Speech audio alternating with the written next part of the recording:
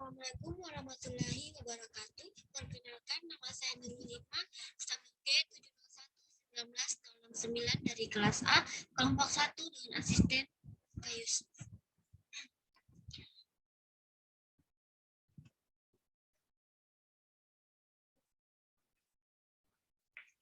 Di sini saya akan menjelaskan mengenai uji disolusi terbanding.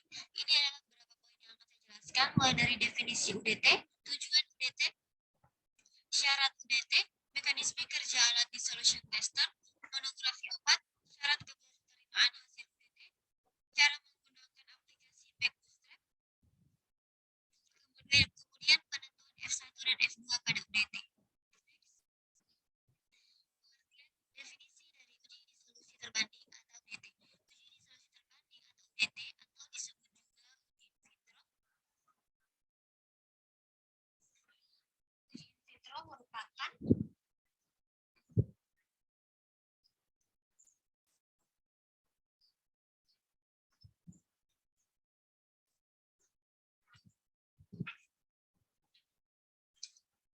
uji in vitro. Uji in vitro merupakan uji disolusi terbanding itu biasanya juga disebut sebagai uji in vitro. Uji ini merupakan uji disolusi komparatif yang dilakukan untuk menunjukkan similaritas atau perbedaan profil disolusi antara obat uji dengan obat inovator atau komparatornya. Kemudian tujuan dari uji disolusi terbanding. Tujuannya dia untuk membandingkan profil disolusi antara uji terhadap produk inovator. Uji ini juga merupakan studi awal sebelum uji ekivalen secara in vivo dilakukan. Syarat dari uji disolusi terbanding yaitu ada dua. Yang pertama yaitu produk yang tidak memerlukan studi in vivo. Karena pada uji disolusi terbanding dia masih termasuk uji in vitro. Kemudian yang kedua, produk obat kopi yang hanya beda kekuatan. UDT dapat diterima untuk kekuatan yang lebih rendah. Ini maksudnya itu kan suatu obat misalnya dua obat yang berbeda itu memiliki zat aktif yang sama, berarti itu dia bisa dilihat kemiripannya. Itulah yang dimaksud produk obat kopi. Baik dia obat generik maupun obat paten, tetapi dia memiliki zat aktif yang sama, misalnya paracetamol seperti itu. Kemudian ini ada mekanisme kerja alat dissolution tester. Alat dissolution tester memiliki prinsip kerja yaitu dengan memberikan suatu kompresi pada tablet dan mengukur pada tekanan dengan menentukan berapa jumlah tablet yang retak atau hancur. Ini bisa dilihat pada gambar. Ini merupakan gambar alat dissolution tester. Itu dia bisa dilihat ini prinsip kerja dissolution tester itu yang dilakukan dengan dua cara.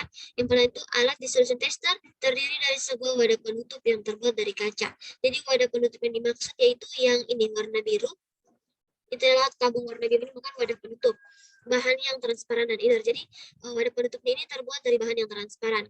Nanti wadahnya ini yang bakal kita isi air menggunakan aquades. Kemudian dia dengan suatu batang logam. Jadi batang logam itu yang ini. Yang panjang ini itu merupakan batang logam. Jenis alat laboratorium yang digunakan terdiri dari daun sebagai dayung dan batang sebagai pengaduk. Di dalam tabung berwarna biru ini ada logam berbentuk daun.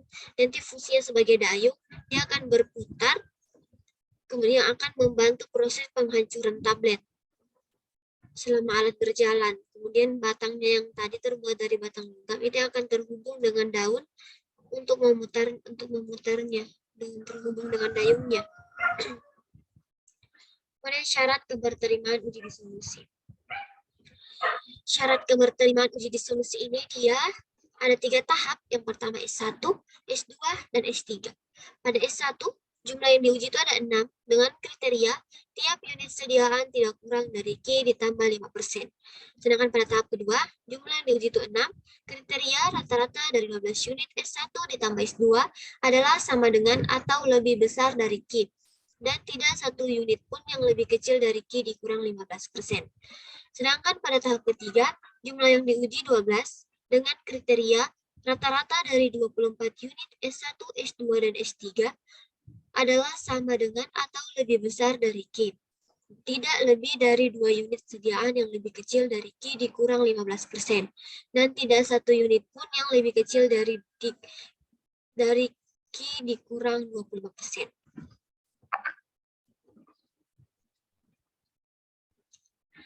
Ini adalah monografi obat. yang kita gunakan, yaitu monografi obat ofloxacin. Ini adalah obat yang diberikan pada kelompok saya, obat ofloxacin. Dia itu pH mediumnya 1,2, kemudian volume mediumnya itu 900 mili, volume samplingnya itu 5 mili, kemudian panjang gelombang maksimumnya itu 294 nanometer. Nilai Q-nya itu dia untuk toleransi dalam waktu 30 menit dia harus larut tidak kurang dari 80%. Jadi nilai Q ini yaitu kita dapat pada buku Farmakope, sedangkan pada untuk data lainnya itu bisa diambil di jurnal. Ini data yang kami gunakan, yaitu data ofloxacin. Dia itu terdapat 3 data yang diberikan. Yang pertama data inovator, kemudian yang kedua itu data obat A dan data obat B. Sebelumnya saya akan menjelaskan sedikit mengenai syarat keberterimaan uji disolusi. Karena di sini dikatakan syarat-syaratnya itu dia memiliki kriteria masing-masing baik tahap 1, tahap 2 maupun tahap 3. Pada tahap S1 dia tuh dengan kriteria jumlahnya itu yang diuji harus 6. Kriterianya tiap unit sediaan tidak kurang dari Q ditambah 5%. Kita ketahui bahwa nilai Q tadi 80%, sehingga jika ditambahkan menjadi 5% menjadi 85%. Nah, kita lihat data kita pada menit ke-30, karena tadi data yang 80 nilai Q-nya itu yang pada menit ke-30, maka kita lihat yang ini yang ke-30. Kita lihat datanya itu semua data dari ini dia berada di bawah 85%, sehingga bisa dikatakan bahwa data ini ditolak. Mengapa demikian? Karena yang saya bilang tadi, kriteria tiap unit sediaan tidak kurang dari Q ditambah 5%, yaitu 85%. Jadi apabila sediaannya di bawah dari 85%, maka bisa dinyatakan bahwa data tersebut ditolak, tidak bisa kita lakukan uji disolusi terbanding. Akan tetapi hal ini bisa kita tindak lanjuti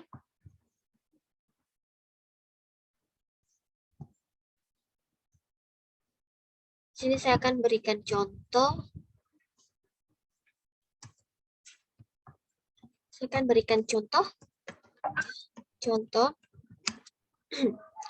Itu kita ambil data dari 80. Kita buat dulu 6 data, 80, 81, 82, 83, 83,5, 84.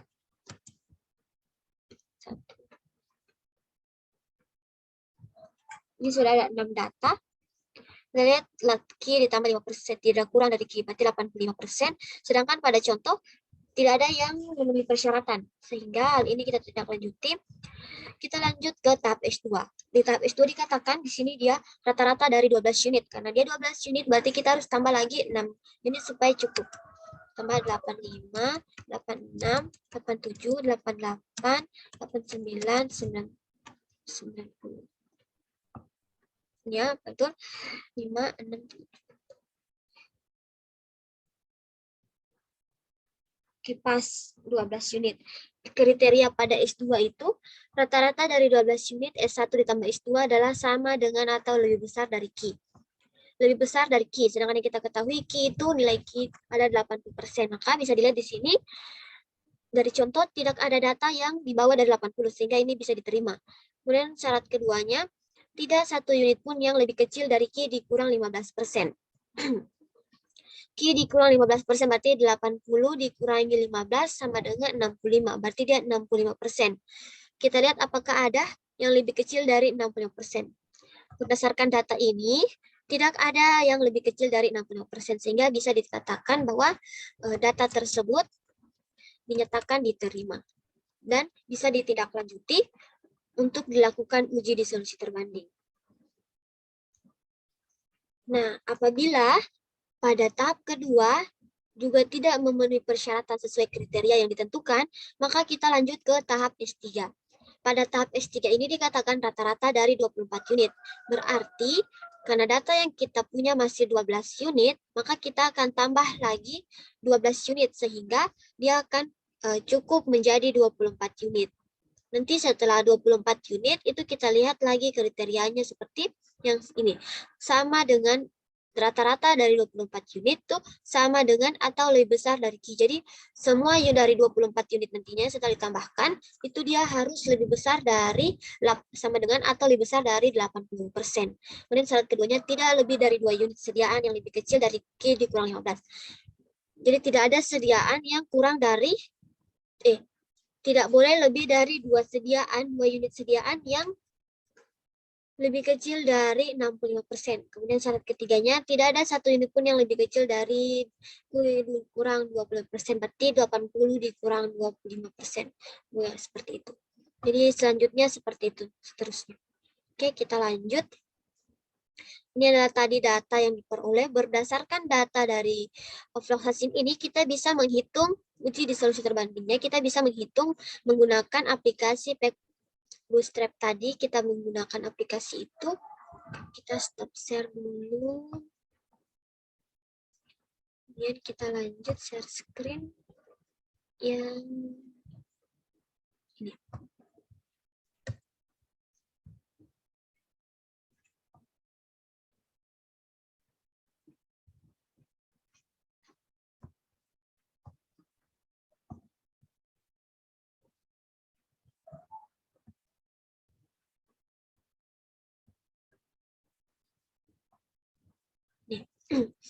Ini adalah aplikasinya, aplikasi Bootstrap. Ya, ini dia ada beberapa kolom. Untuk kolom pad ini menandakan folder. Ini adalah menandakan folder atau penyimpanan folder. Ya, ini untuk menyimpan folder untuk data-data yang akan kita buat. Kemudian ada kolom reference. Reference ini dia berisikan data inovatornya. Kemudian untuk tes ini berisikan data nanti untuk menyimpan data obat. Kemudian number of step ini dia untuk berapa kali kita melakukan pengecekan antara inovator dengan obatnya. Kemudian untuk confidence interval ini dia 90% dari nilai Q-nya.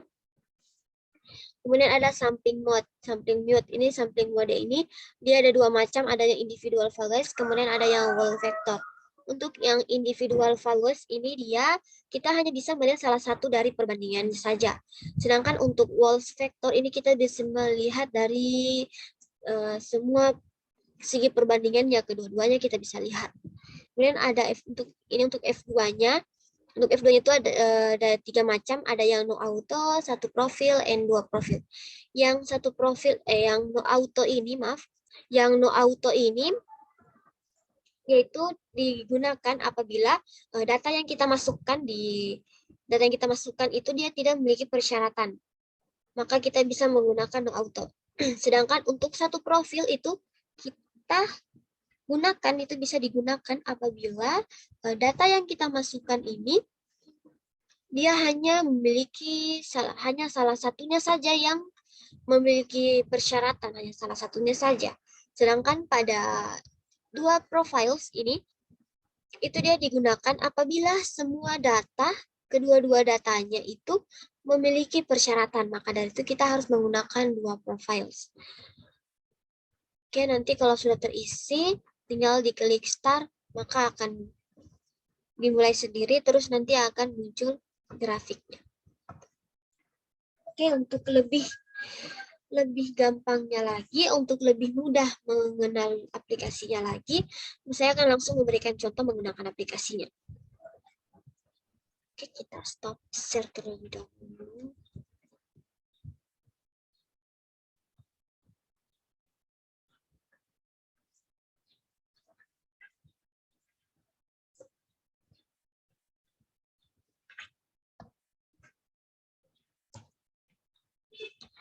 Ini kemudian, nah untuk melihat ini, untuk mengisi kayak referensinya dengan tesnya itu kita menggunakan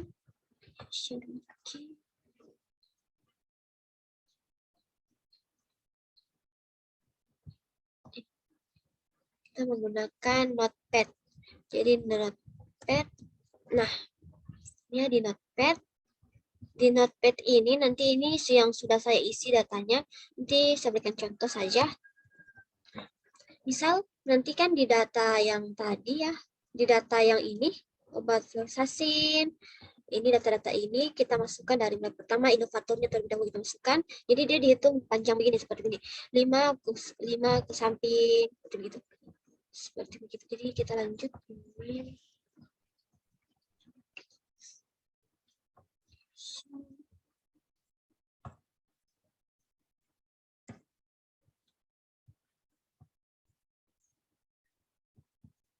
Stop share dulu. Maaf, kita stop share dulu. Share screen dan kita pakai ini notepad. Nah, ini dia. Di notepad-nya ini, saya teman-teman lihat ya gimana. Nah, ini ya. Ini dia. Teman-teman bisa lihat. Untuk mengisi di notepad itu misal untuk data 5. Kita lihat ini waktunya yang kelima. Kemudian datanya, data pertama itu 29,5. Jadi dia bukan di spasi-spasi begini, enggak. Dia itu di tab. Langsung di tab satu kali, tab. Langsung tekan situ dia, karena pada laptop saya itu dia koma itu dia menandakan titik itu menandakan koma, tapi ada juga di laptop lain yang langsung koma.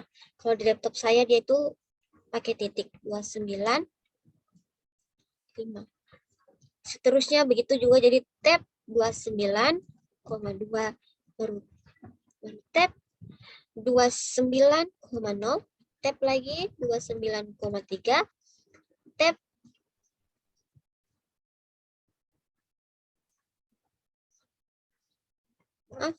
ini 4, tab 29,3, tab 29,4.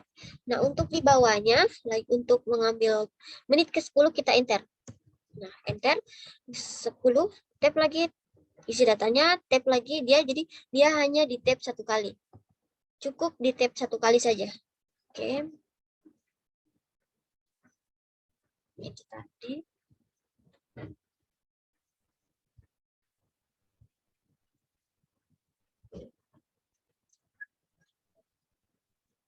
Nah, kita lanjut langsung pengisian pada aplikasi. Ini. Nah, ini dia. Kita menggunakan aplikasi.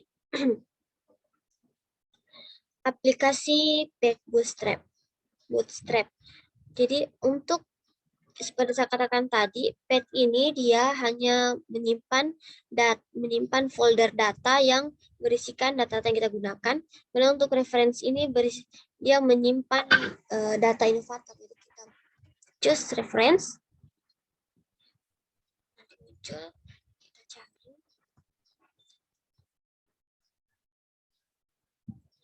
Ini yang sudah saya buat, memang daftarnya saya sudah buat untuk kita daftar inovator. Oke, nah akan muncul seperti ini. Kemudian untuk tes berisikan data obat, kita pilih yang pertama obat A terlebih dahulu. Kita enter.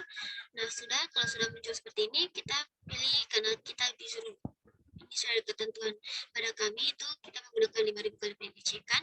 Kemudian untuk intervalnya juga 90% akan menggunakan. Untuk saya memilih vektor supaya dia perbandingannya dilihat semua perbandingannya. Dan auto roll-nya kita menggunakan 2 profiles karena data yang saya gunakan itu semuanya memiliki persyaratan. Dan selanjutnya langsung kita start.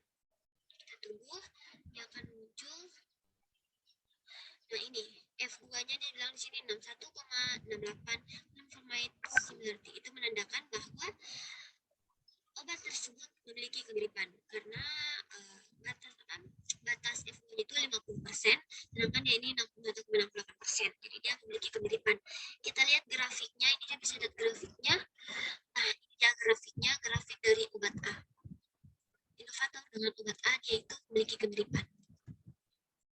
Oke, kita lanjut lihat ke obat B.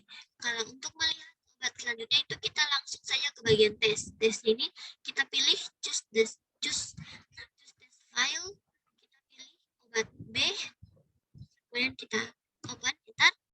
Nah, muncul sudah di sini sudah dikatakan obat B. Dia masih tetap sama, variant number sama, confidence intervalnya sama, sampling mode-nya sama, auto roll-nya juga masih pakai 2 profiles. Kemudian kita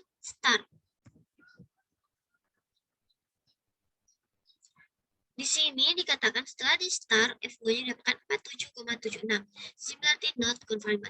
Artinya F2-nya untuk obat B-nya itu tidak memiliki kemiripan. Dia di bawah dari batas karena batas kemiripan itu 50%, sedangkan dia di bawahnya. Jadi kita lihat grafiknya. Ini adalah perbandingannya. Sedangkan kalau tadi yang obat A itu betul-betul memang agak berdempet itu karena dia memiliki kemiripan, sedangkan pada obat B dia dinyatakan tidak memiliki kemiripan. Ya, kurang lebih seperti itu untuk menggunakan aplikasi Pegbostrap. Jadi kalau kita ingin melihat, kita harus memiliki tiga data kita harus memiliki data obat ya. Seperti saya tadi menggunakan obat afloxacin, kemudian kita gunakan datanya 3 data, yaitu mulai dari inovator sebagai pembandingnya, nanti ada data obat A-nya dengan data obat B-nya. Itu kita bisa dilihat mana yang memiliki kemiripan paling mirip antara inovator dengan obat A atau inovator dengan obat B. Seperti itu. Seperti itu ya, mungkin itu saja yang dapat saya sampaikan. Semoga bermanfaat. Selamat menonton. Apabila saya ada salah-salah kata, mohon dimaafkan. Sesungguhnya kesalahan itu berasal dari saya sendiri. Semoga ini bisa menjadi pembelajaran yang baik bagi kita semua. Saya akhiri. Wabillahi taufiq wal hidayah. Wassalamualaikum warahmatullahi wabarakatuh.